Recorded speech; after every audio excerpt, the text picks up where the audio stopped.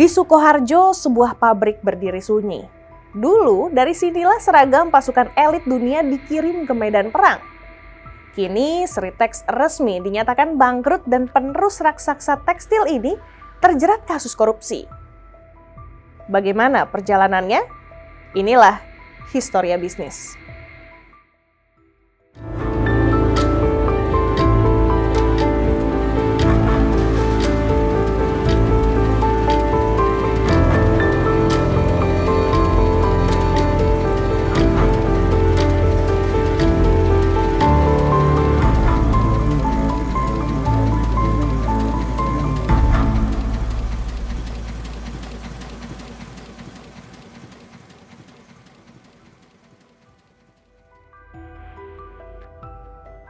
Siapa yang tidak tahu Sritex?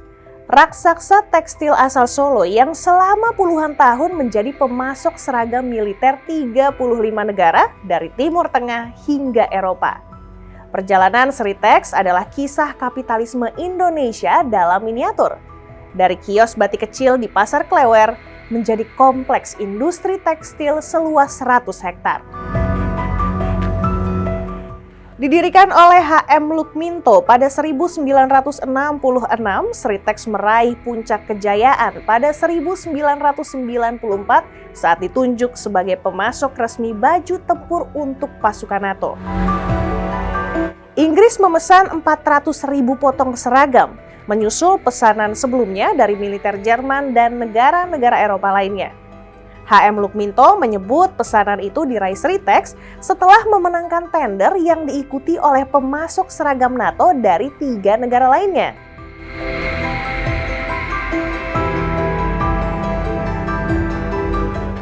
Sritex berhasil mengirim 200.000 seragam pertama. Kontrak berlanjut hingga 500.000 potong, senilai 1.087 juta US dollar atau sekitar 2,5 miliar rupiah saat itu.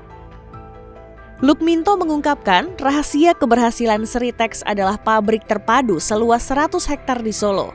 Semua proses tekstil dilakukan di satu lokasi dari pemintalan hingga pewarnaan. Frank Peterson, teknisi garmen dari Jerman yang menginspeksi pabrik, menyatakan cara kerja PT Sritex dan sistemnya menjadi yang paling baik dibandingkan dengan beberapa pabrik tekstil lain yang pernah dikunjungi.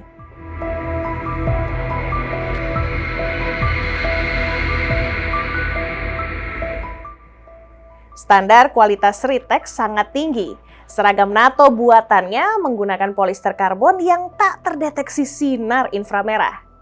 Kepercayaan diri Sritex pun tumbuh. Mereka mulai menyediakan seragam bagi Angkatan Bersenjata Republik Indonesia. Namun, pada masa itu pesanan dari ABRI baru untuk TNI AD dengan warna identik untuk semua jenjang.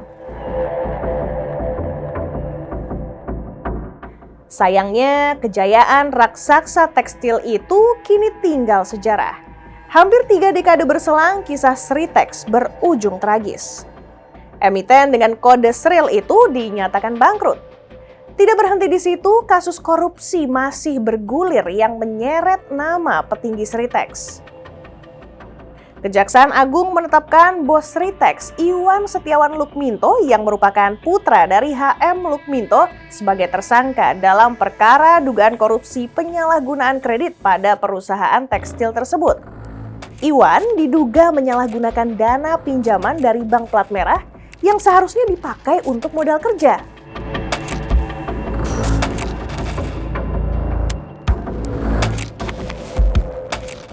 Dana itu malah dipakai membayar utang lama dan membeli aset non-produktif seperti tanah di Yogyakarta dan Solo. Sritex dan entitas anak perusahaan lain memiliki kredit dengan nilai total outstanding hingga Oktober 2024 senilai 3,58 triliun rupiah. Pinjaman itu datang dari Bank Jateng, BJB, DKI, Bank Sindikasi BNI BRI, dan 20 bank swasta lain.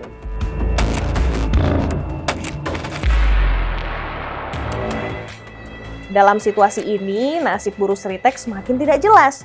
Setelah diberhentikan, mereka masih menuntut hak pesangon yang belum dibayar.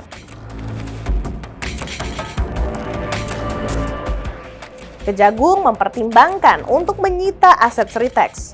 KSPN mengkhawatirkan penyitaan itu menimbulkan tarik-menarik kepemilikan aset yang bisa menghambat hak para pekerja mendapatkan pesangon.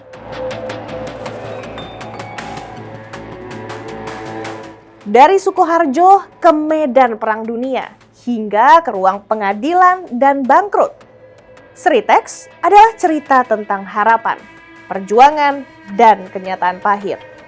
Sritex adalah cerminan zaman, sebuah kebanggaan nasional yang perlahan tenggelam oleh keserakahan dan kelalaian. Kini yang tersisa hanya jejak dan suara buruh yang masih menunggu harapan.